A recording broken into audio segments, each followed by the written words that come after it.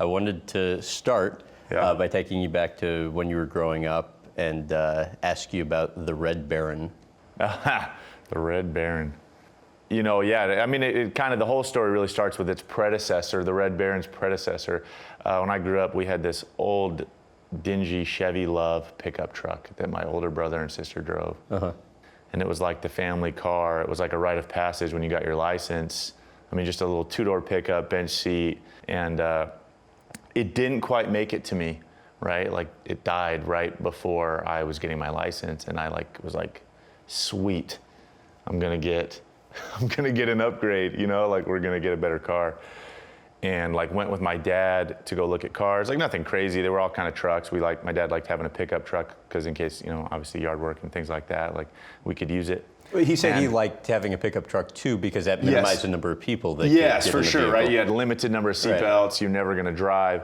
And then we went and looked at this truck, which became the Red Baron, which was like, it was worse than the Chevy Love. It was this, like, to call it red, it was just rusted over, like completely rusted over, but not in a cool way, right? Like, there was no style. And this wasn't like a 70s car anymore. Like, the Chevy was a 70s truck, so it kind of had some like swag a little bit. This was like a 1980, like 1 or 2 Toyota pickup, like nondescript, just rusted over, bulky, clunker. And yeah, and then like the passenger door didn't even open on it. So my little sister's 2 years younger than me, and obviously, like, once we went to high school together and I'm driving her to school, like, you had to crawl in, everybody had to crawl in through the driver door if you wanted, like, no stereo. What does a date do when you, like, when you go pick up a date? Like, yeah, they'd crawl in, so, which had its advantages. And so, yeah, no stereo. We had a little, like a little tiny boombox on the ground. And then had this great feature that, like, when you got on the freeway and you got like above 50, the windows would fall down because of the pressure. Like, so you'd be, you'd be driving with your hand stuck, you know, like this all the time, like jammed anytime we got on a freeway. And no AC. So yeah, and everybody knew, it was no AC, no defroster. So then it came in handy that you could roll the windows down just by like pulling them down and defrost that way. And you had your head out the window. Head out the window, but like Ventura. cold mornings, if it was like fogged up, like, yeah, you had like beanie on, windows down, trying to defrost the thing. So when you were practicing, how often would the car end up like 300 yards away from where you parked? I've definitely, like my buddies all the time, like I'd come out and you obviously could get in the car and put it in neutral and push it wherever you wanted to. So yeah, all the time, like it would be, you'd walk out, and you know, you always had your spot or wherever you parked it, and yeah, like sure enough, it'd be in like the far corner of the parking lot, like sitting there, and like right after a hard practice. Yeah, they'd also have like done something to it or something, like buried some fish in it or something, you know.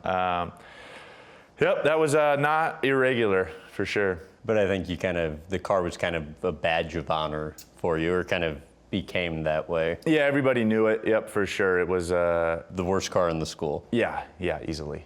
Yes. What do you think your dad was trying to teach you by getting you that? I mean, I think a lot of things. I think for sure just being able to appreciate quality, right? I mean, I think I hadn't earned anything. I mean, I was just given this car by my parents. I barely knew how to drive. You know, you're unproven. You're not totally reliable yet, you know, as a kid. And I think it served a lot of those qualities, right? Like a little bit of humility. I never drove. When me and my buddies went out, I never was driving, you know, which obviously had its upside as well, right? Like, high school kids can be knuckleheads and things like that, and took that off my plate. But I think the biggest thing, right, humility, right? Having an appreciation for things.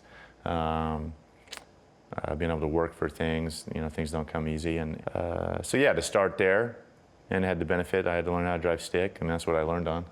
So it still has its advantages today. What do you think your parents taught you about money and savings growing up? It's a good question. I mean, for me, you know, we were very early on put on this like small allowance program, right? And like that was it. Like you'd get a little bit of money early on, and you only got it obviously by having good grades, and that was kind of mandatory.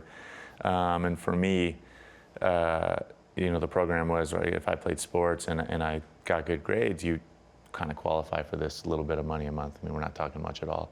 But early on, I mean, it was all about kind of budgeting, and you had to make it work. I had to be able to pay for my gas in the car and my phone, and be able to do the things I wanted to do. And if I wanted to have a little bit of money to take it to go on a date or something, or whatever, go to the movies, whatever it may be, like I had to budget all that in. And your parents made sure you understood that? Oh yeah. There was no like running out of money and then running back and saying, Mom, but I really need some more. Like, no, it's just the way it was. Hard line, and I think trying to instill in that, right? Like, you got to plan ahead. You got to be able to be disciplined, and prioritize. Yeah.